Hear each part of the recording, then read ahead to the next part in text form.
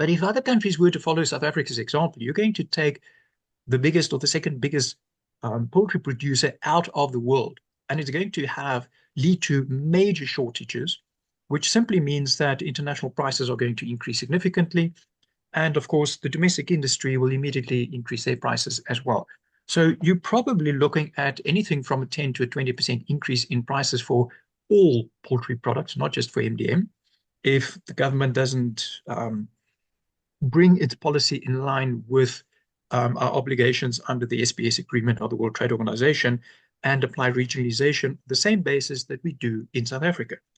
Bottom line is, at this stage, and of course, government's not going to change that overnight.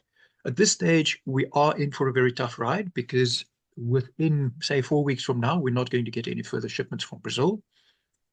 The domestic industry says, oh, we can fill the gap.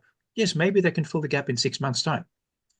Every time that we have shipments coming in from either Brazil or from the EU, the domestic industry is up in arms because they say it really destroys the industry because it takes them several months to adjust, because you have to get the parents, then you have to get the day-old chicks, then you have to raise them, etc.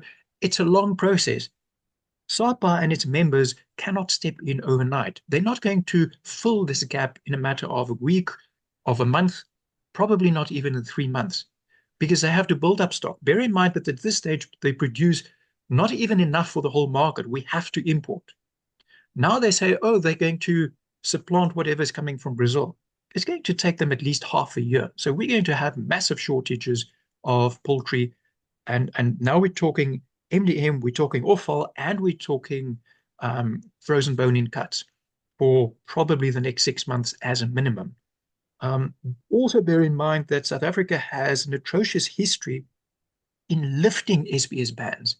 We've had so many cases where a country can show that they have the AI outbreak under control. They've cleared it. They have the necessary veterinary certificates and everything.